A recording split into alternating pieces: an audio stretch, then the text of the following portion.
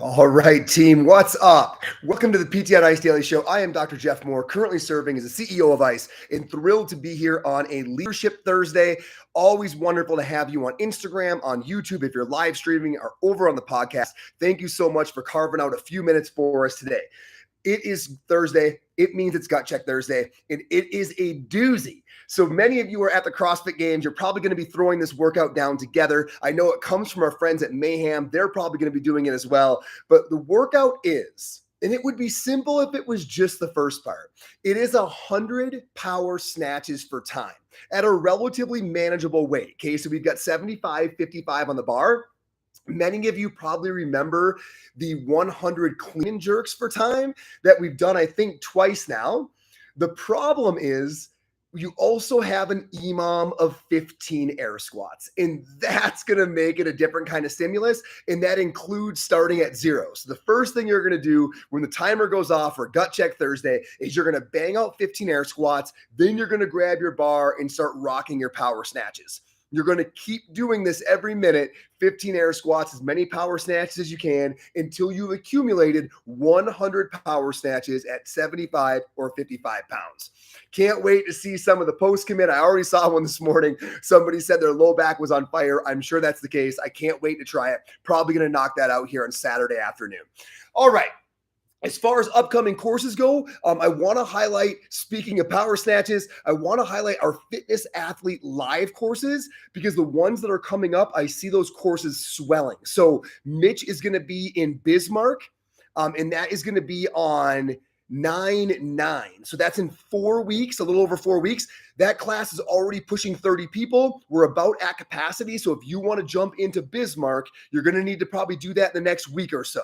Similar story for Newark, California. Zach is going to be down there on October 7th. And again, I'm seeing that course edge towards capacity. So if you want to jump in Fitness Athlete Live, you're going to want to make that move pretty quick. We do have Linwood, Virginia following that. So it goes Bismarck 9/9. It goes Newark 9/30. It goes Linwood, Virginia 10/7. If you want to jump into one of those courses, try to make it happen in the next week or so to make sure you get your seat. All right. It is Leadership Thursday, but this one's a little bit more clinical, but I do think that it really revolves around leading people. So I think it's appropriate for this day of the week. I want to talk about doing more, better sometimes. Now, the obvious caveat we have to open with is the fact that we have preached do less better on this show, in this company, for the better part of a decade, almost constantly. And there are good reasons for that, because the majority of times doing less better is what makes it work, is what makes for an efficient eval, is what allows you to know which intervention you did actually had the effect, right? If you're doing a million things with a small dosage, you have no clue what moved the needle. More importantly, your patient doesn't know. So they don't know what to focus on. They don't know what to attach their outcome to. If you're doing a ton of things, it gets messy, it lacks clarity, and it's very hard to get treatment effect. Additionally, it's very hard to give sufficient dose of anything if you're doing everything. Do less better is a hallmark statement and should generally be observed. The challenge I want to make for all of us, including myself this morning, is it always the case though? Is there sometimes, and there should be exceptions to all of this stuff, are there some times where overwhelm is exactly what the doctor ordered? Are there times we have to go big? Right now, what's very in vogue, and I generally like this, is things like don't do more than 3 exercises, right? And there's actually a bit of research showing from a compliance perspective, that statement makes sense, right? If you give somebody a whole laundry list of things to do, they're not going to do any of them. But it's not just exercise, right? We're hearing these comments around things like sleep hygiene, right? Don't try to make a bunch of changes, just make one. We hear it around diet, right? Don't change a ton of things, just start with 1 or 2. I myself preach this all the time, right? Make it approachable, try to minimize barriers, just choose 1 or 2. But I want us to pause for a second to make sure we don't just make this our default answer and think about when the opposite might make more sense. I want us to think about that reluctant encounter. What I mean is that person who comes into your clinic and you can tell they are really suspect. They're suspicious about whether or not this is really going to work, right? And you know this person, right? This is not the person who gets rehab consistently. It's not the person who's already bought into this being the primary treatment choice. It's the person who's like, I don't know about this. My doctor said come, so I'm here, but I just don't know about this. Think about that person who's really reluctant. For some people, for that person in particular, this might be the only time that they're going to be in this stage where they're even considering this route, right? It's not the route they've used in the past, right? They're really unsure about it, but they've heard some good things. They were told to be here.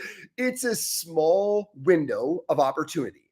You might only get one at bat with this patient.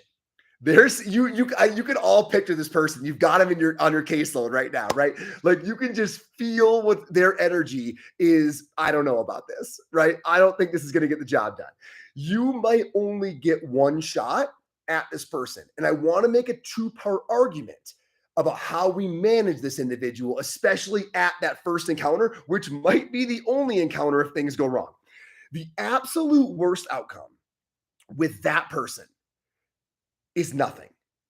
The absolute worst outcome is no change because it's kind of what they think is going to happen. This is a waste of my time. This isn't going to work, right? Getting no change is the worst possible outcome. The second argument I'll make is that while I totally agree, especially this person won't do a bunch of things for a long period of time. They will not do the long litany of exercises. They won't make a million changes. They won't do those things for a long time. But I think they will do it for 4 or 5 days.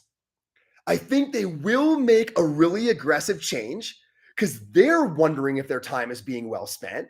They almost want to prove it wrong sometimes, like, see, it didn't work.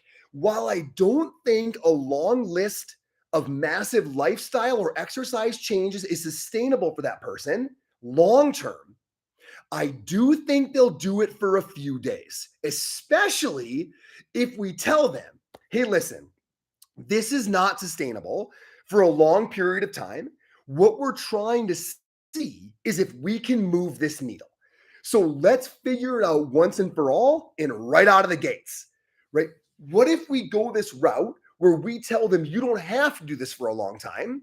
We're going to put all the guns on it early. We're going to see if anything changes. If nothing changes with a high dose, we can both agree that this isn't going to work. But if something does change, what we can then do is begin to look at what you've got on the board and we can tease that down to the things that were the most manageable for you to alter. And that's the stuff that we can ride out into the sunset, right? Then we can pare down the program. What I'm saying is, should we be asking a ton up front? Prove that change will happen with the highest dose that they can tolerate, and then refine and make it sustainable. Should we be telling them, I'm going to ask you never to continue this, but I want to know if we can make a difference, and then we'll choose the things that were the easiest for you to stay with, and that's going to be our long-term program. It's not for everyone. It's not even for most. But on those people who are particularly doubtful that PT will work, I think we need to swing for the fences. And I'm bringing this episode to you because I've had numerous conversations recently with people who did the less better thing, right? Small changes that were easy for the patient that didn't do anything, where the patient was like, I don't really think I felt a difference. That's fine in someone who's committed to rehab being the solution.